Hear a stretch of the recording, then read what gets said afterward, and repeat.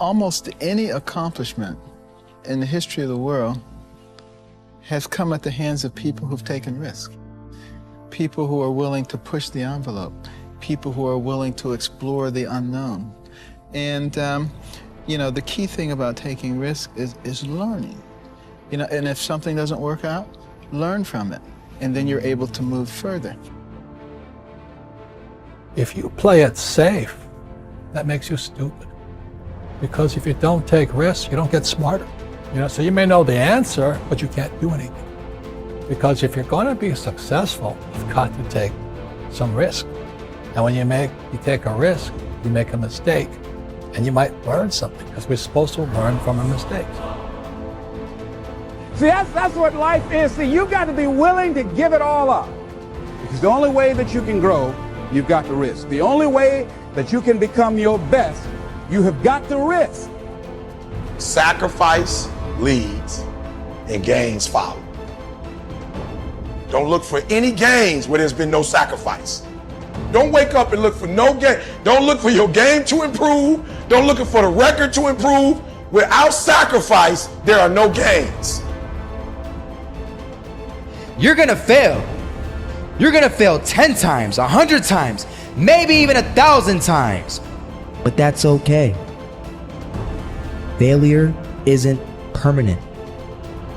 Falling isn't permanent. You get right back up and keep going. And this time, you're gonna be stronger, wiser, and you'll be more driven than ever. And for every 10 failures, you'll land one success. You have to love success so much that you're willing to fail 10 times before you can succeed once. That's how a winner does it. Here's something else. Want to create a greater sense of fulfillment? Challenge your fears. Challenge them. Look those fears in the face and take them on. Don't allow them to rule you. Decide that you're going to take some chances. And something else will take its place. If I quit, however, it will last forever. I dare you to take a little pain. I dare you. I dare you not to go home. Somebody said, I can't go home, I feel bad. Go through it. You ain't gonna die. At the end of pain is success. You've got to be willing to risk. If you're not willing to risk, you can't grow in life. Life has no power when you're not willing to risk. It said to laugh is to risk appearing the fool. To weep is to risk appearing sentimental. To reach out for another is to risk involvement. To expose feelings is to risk exposing your true self. To place your ideas, your dreams before a crowd is to risk their loss. To love is to risk not being loved in return. To live is to risk dying. To hope is to risk despair. To try is to risk failure. But risk must be taken, because the greatest hazard in life is to risk nothing. The person who risks nothing, does nothing, has nothing, is nothing. They may avoid suffering and sorrow, but they cannot learn, feel, change, grow, love, and live. Chained by their certitudes, they are a slave. They have forfeited their freedom. Only a person who risks is free.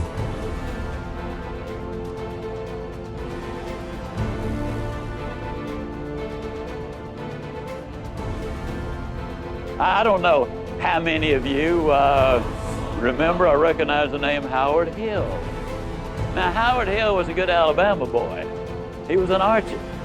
They say he was the best in the whole world. He entered 287 archery tournaments. He placed first 287 times. He was so good, he retired early because the other archers started to get unwilling to compete for second place.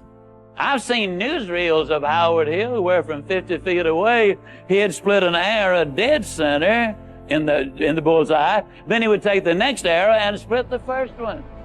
He killed a Cape buffalo with a bow and arrow, the most difficult game animal alive to bring down. He killed a Bengal tiger. He killed a 15-foot shark in under 18 feet of water. or was it an 18-foot shark under 15 feet of water? Well, it was a great big one in his way down there. I do know that. He was a good one, there's no question. So now let me emphasize a point. I've never shot the bow and arrow professionally, but I'm an instructor extraordinary. I'm not certain, but I think that's French, which means I'm really good at it. As a matter of fact, let me tell you just how good I am as a teacher. If I could spend 30 minutes with any man or woman who will ever view this, providing your eyesight is good and your health is normal, at the end of 30 minutes, I would have you hitting the bullseye more consistently than Howard Hill could hit it on the best day he ever had. Sound like I'm bragging, but I'm not. I could do it. Provided, of course, you had first blindfolded Howard Hill and turn him around a couple of times so he wouldn't have a clue as, which way am I headed? And you might say, well, now, Ziegler, my goodness alive, fella, of course you could. That's ridiculous.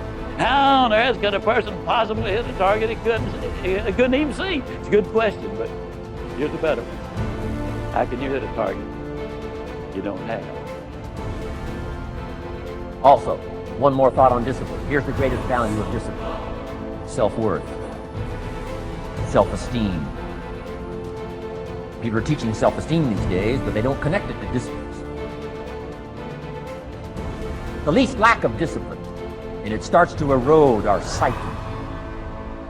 One of the greatest temptations is to just ease up a little bit, right? The slightest lack of doing your best starts to erode the psyche. Instead of doing your best, doing just a little less than your best. Sure enough. You say, well, it's just going to affect my sales. No, it's going to affect your consciousness. It's going to affect your philosophy. Now you've begun in the slightest way to affect your own philosophy. Here's the problem with the least neglect. Neglect starts as an infection. And if you don't take care of it, it becomes a disease. And one neglect leads to another. And the worst of all, when neglect starts, it diminishes our self-worth, our self-confidence, our self-value. You say, well, how can I get back my self-respect? I'm telling you, you don't have to go to 29 classes. All you have to do is start the smallest discipline that now corresponds to your own philosophy, like I should, and I could, and I will. No longer will I let neglect stack up on me so that I will have the sorry scenario 6 years from now, giving some excuse instead of celebrating my progress. That's the key to this. Okay? Let's get kids involved in the least of disciplines. One more, and then one more, and then another one, and then another one, and then some more. And the first thing you know, you're starting to weave the tapestry of a disciplined life into which you can pour more wisdom and more attitude and more strong feeling, more faith and more courage. Now you've got something, a vessel in which to put it. And now the equities start to flow. And the early return, I'm telling you, if you'll start this process, the early return will have you so excited. You'll commit yourself to this strategy for the rest of your life. You'll never go back to the old ways. Join a new crowd. Join a new group. The disciplines to take action. You want to make your dream come true, you got to stay focused. Some people rather get even than get ahead. Stay focused on where you want to go. I just kept on doing what I was supposed to do. And so I was driving to the radio station. My opponent had over $20,000. I had less than $800. As I was in the radio station, the guy said, "You're going to make a commercial?" I said, "Yes." He said, "It better be a good one because that money can't go pretty far here." And I sat there in the middle control room and I was thinking, and here's what happens when you get still. Stuff will start coming. Something said, "Call your mama." You used to talk about your mother on the air all the time. Ask her to say a few words for you.